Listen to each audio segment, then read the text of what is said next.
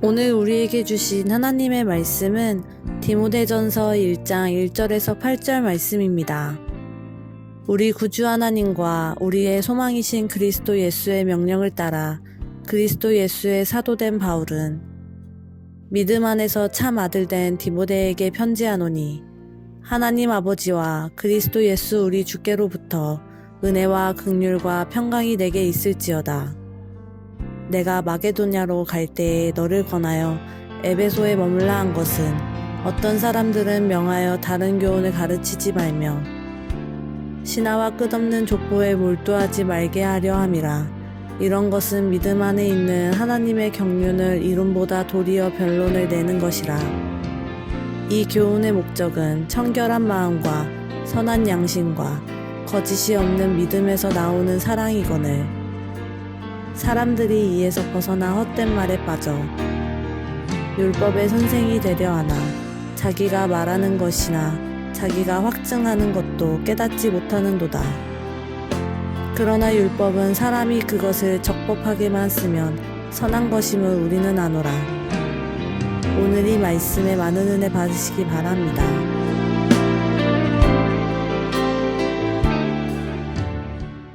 이번 주 저희가 디모데전서를 묵상하는데요. 디모데전서는 몇 가지 특징이 있습니다.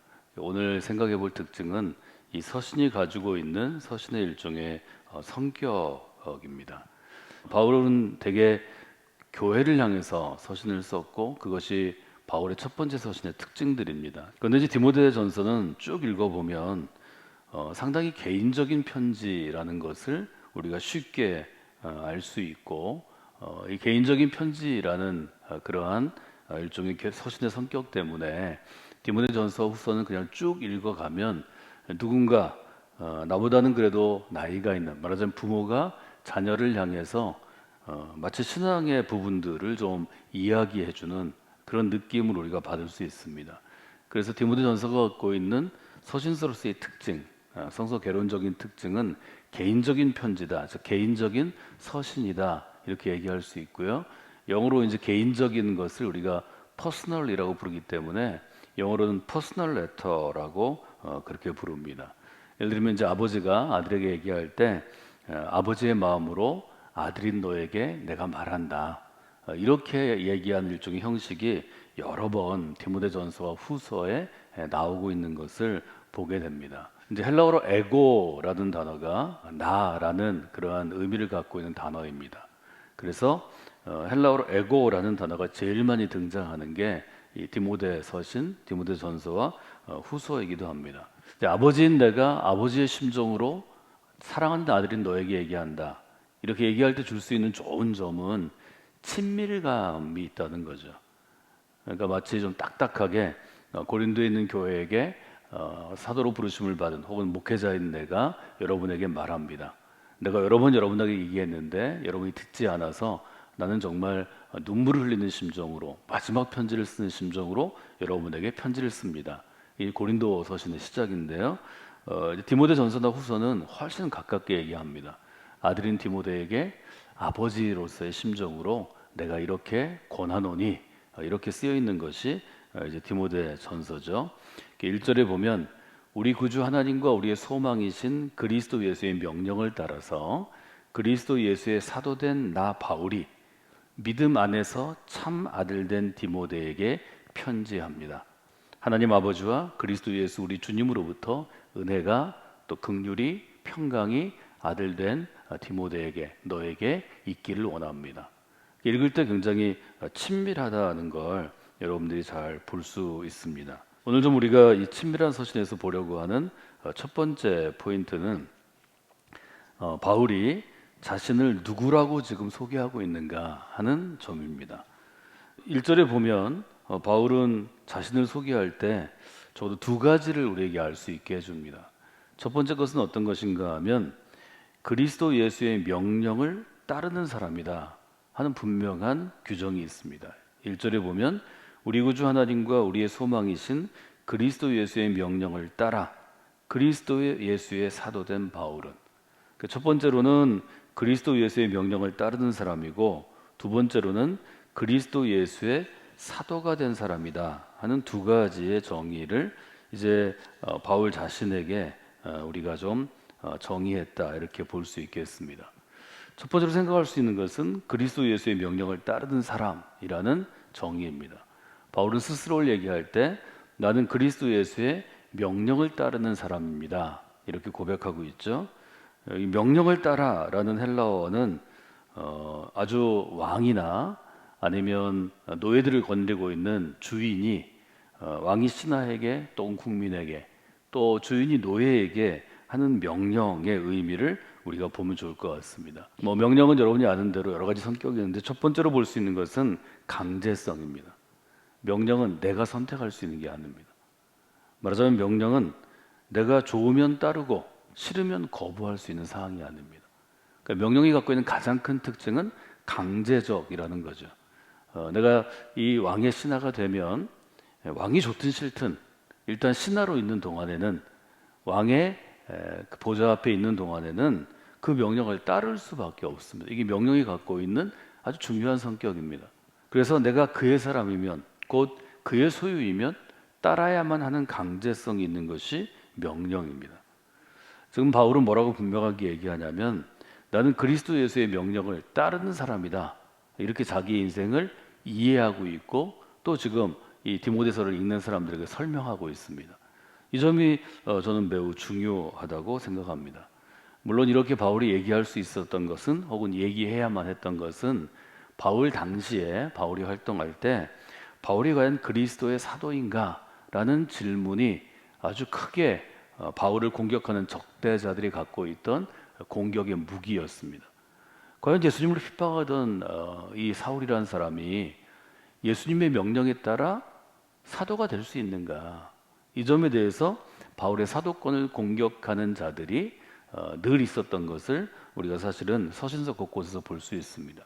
그래서 바울은 특별히 자기의 사도됨에 대해서 아주 오랫동안 생각하기도 했고 공격을 방어하기 위해서 일종의 자기 처지를 이해하기도 했고 또 바울을 따르던 제자들이 불안하지 않겠어요?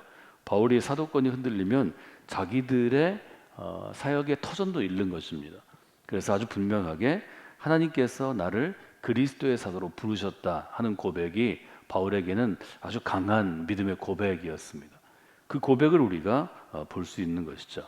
그래서 지금 우리가 디모데서를 읽을 때 우리 자신들에게 적용할 수 있다면 첫 번째는 이런 질문을 먼저 해봐야 합니다.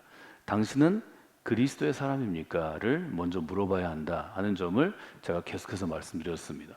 내가 그리스도의 사람임을 알 수 있는 제일 좋은 적용 질문이 나는 누구의 명령을 따르고 있는가를 질문해 보는 것입니다. 다시 돌아보는 것입니다. 오늘 하루 여러분이 살아가면서 여러분이 행하는 행동이 여러분의 생각이 또 여러분의 어떤 의도가 누구의 명령을 따르고 있는지를 가장 잘 알 수 있는 것은 나 자신입니다. 다른 사람이 아는 것보다 나 자신이 먼저 압니다. 우리는 어떤 사람의 명령을 따르고 있나요?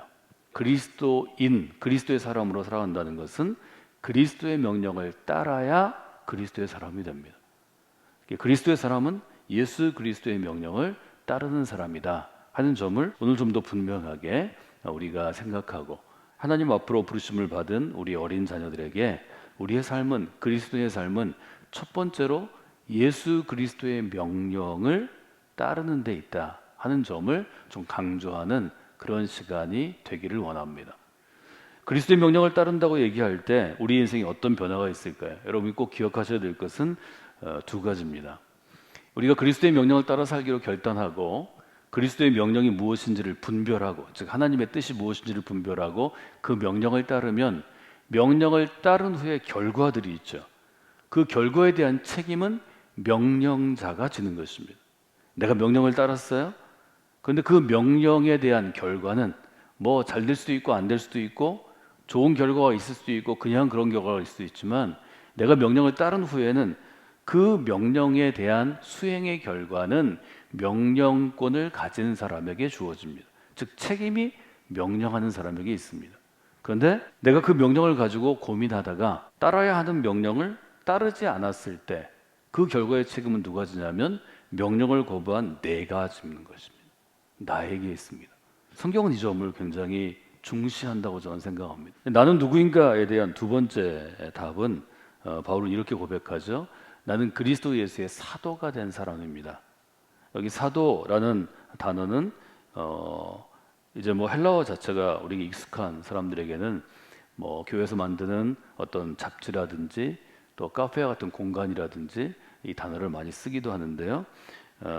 아포스톨로스라는 단어는 보내다라는 뜻입니다.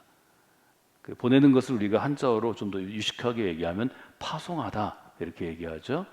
이 사도는 어떤 사람인가 하면 왕과 같은 아주 힘과 권위를 갖고 있는 사람이 자기가 다 갈 수 없으니까, 예를 들어서 뭐 공주, 논산, 부여 이곳을 매일 돌아다닐 수 없으니까 자기의 권위를 위임해서 사람을 보냅니다. 이때 이제 왕이 사람을 보낼 때 보냄을 받은 사람이 바로 이 사도라는 단어를 이제 쓰는 거죠. 그 사도는 첫째는 보냄을 받은 사람이고, 두 번째는 보낼 때 뭘 주냐면 왕의 명령서, 왕의 친서를 주죠. 그래서 메시지를 전달하는 사람, 이것은 왕의 명령 혹은 왕의 서신을 전달하는 것입니다. 그래서 보냄을 받은 사람이고 메시지를 전달하는 사람이죠. 바울이 한 일을 잘 이해해야 합니다. 바울은 하나님의 명령을 받았어요. 그리고 그 명령에 따라 사도가 됐어요. 자기를 예수 그리스도께서 보내주신 보냄받은 사람으로 이해했기 때문에 그는 가는 곳마다 보냄을 받은 사람으로 복음의 메시지를 전달합니다. 이게 이제 디모데 전서에 잘 나타나 있죠. 그래서 우리는 직접적인, 예를 들면 바울처럼 교회를 향해서 또 성도들을 양육하는 또 목회자를 세우는 그런 사명을 가진 모든 목회자는 아니지만 일정 정도는 복음을 전하는 사도로는 하나님이 보내셨기 때문에 나는 그리스도의 명령을 따르는 사람이고 복음을 위해서 보냄받은 사람이다.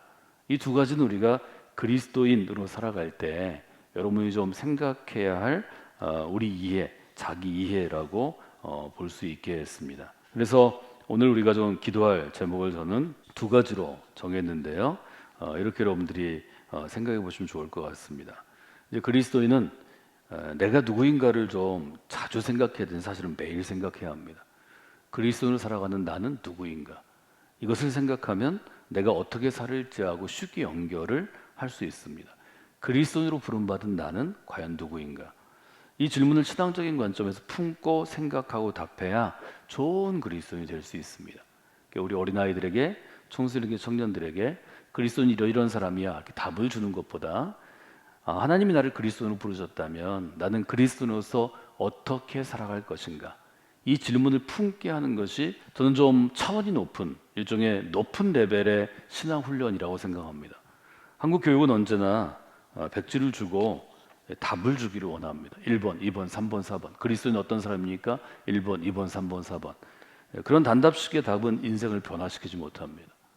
교육이란, 훈련이란 생각의 길을 여는 것입니다. 내가 정말 그리스도인을 부름받았다면 그리스도인으로서 나는 어떻게 살아갈 것인가? 이 일정한 평생을 가는 삶의 고민, 삶의 질문을 마음에 품게 하는 것이 저는 바른 신앙 훈련이라고 생각합니다. 18세기까지는 오랫동안 그리스도교는, 구교, 우리가 캐톨릭이라고 부르는 구교에서는 교리문답을 신앙을 훈련하는 것으로 우리에게 전해졌습니다. 그러나 종교개혁 이후 우리가 지금 서 있는 이 프로테스탄트의 자리는 성경을 품고 고민하며 삶으로 살아가는 것에 훨씬 더 중점을 줍니다. 그래서 우리는 교리문답보다는 바이블 스터디나 아니면 묵상이나 또 삶의 실천으로 이어지는 훈련들을 훨씬 더 중시한다 하는 걸 여러분들이 보시면 좋겠습니다.